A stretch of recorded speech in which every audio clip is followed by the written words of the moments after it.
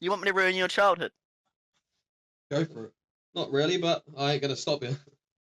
For Finding Nemo to be biologically correct, Nemo would have had to reproduce with his father. How does that work? Male and male.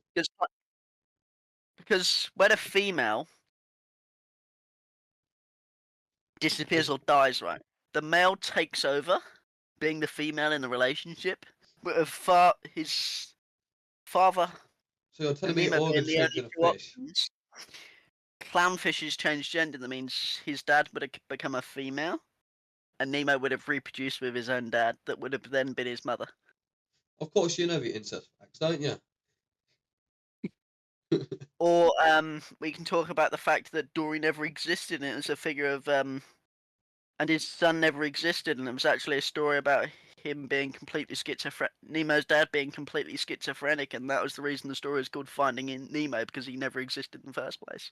We're talking about Exactly. Finding See, Nemo. We're not talking about your life story, right? that is literally that. But that I do believe in. I do agree with that. Well, you But are then you could also schizophrenic, Ryan. ask, So. but then you could also argue that his dad's the schizophrenic one, because there's then a follow-up movie called Finding Dory, because Dory never existed. That makes sense. Do you reckon Dory was his? Do you reckon Dory was his wife? Probably. And then he forgot about that part.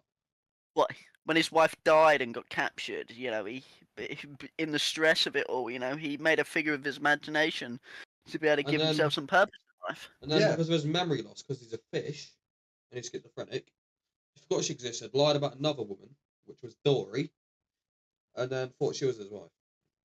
Which is why that movie exists. It can't be worse than the Inside Out and Monsters Inc. story. What? Oh god, yeah, no, fuck. Come on, my son. The Boo actually grows up to be the girl from Inside Out. Yeah. Oh my fuck. I know.